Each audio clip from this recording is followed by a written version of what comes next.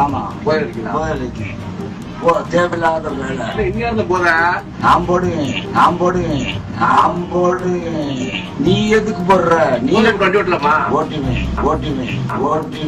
மதுரையில ஒரு முதியவர் வந்து 2 பேகை தூக்கிட்டு பாவம் பஸ்ல ஏற ட்ரை பண்றாரு. ஆனா அந்த பஸ் ஓட்டுநர் அதை நிப்பாட்டாம தெனா விட்டுக்குன்னு அந்த பஸ் எடுத்து நகர்றாரு. இதை வந்து சிசிடிவியில் ரெக்கார்ட் பண்ண ஒரு ஜூஸ் கடைக்காரர் என்ன பண்ணிருக்காரு அப்படின்னா, நக்கலா அந்த வீடியோவை கட் பண்ணி இணையதளத்தில் போட்டிருக்காரு. செம வைரல் ஆயிடுச்சு.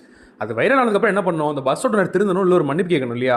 அது எதுவுமே பண்ணாமல் மறுபடியும் அந்த கடைக்கு வந்து, நீ யார் வீடியோ போடுறதுக்கு, நான் அப்படி தான் போடுவேன், நான் அப்படி தான் பண்ணுவேன், அப்படி தான் வண்டி ஓட்டுவேன்னு சொல்லி ரொம்ப தெனாவெட்டா பேசியிருக்காரு. அது மட்டும் இல்லாமல், என்ன சார் நீங்கள் போதையில் இருக்கீங்க, இப்போ வண்டி எப்படி ஓட்டுவீங்கன்னு அந்த ஜூஸ் கடைக்காரர் கேட்கும்போது, நான் அப்படி தான் போதையை போட்டு வண்டி ஓட்டுவேன், மூஞ்சி முகரை பேத்துக்காத, உயிரை காப்பாற்றிக்க அப்படின்னு சொல்லி அவரை மிரட்டலும் எடுத்திருக்காரு. பாவம் அந்த ஓட்டுநருக்கு இது எல்லாமே வந்து சிசிடிவியில் ரெக்கார்ட் ஆகுதுன்றதை கவனிக்கலை.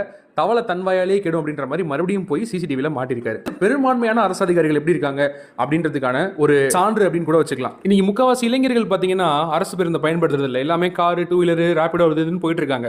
இந்த வயசான எளிமையான மக்கள் இருக்காங்கல்ல, அவங்க தான் இன்னமும் அரசு பேருந்தை பயன்படுத்துறாங்க.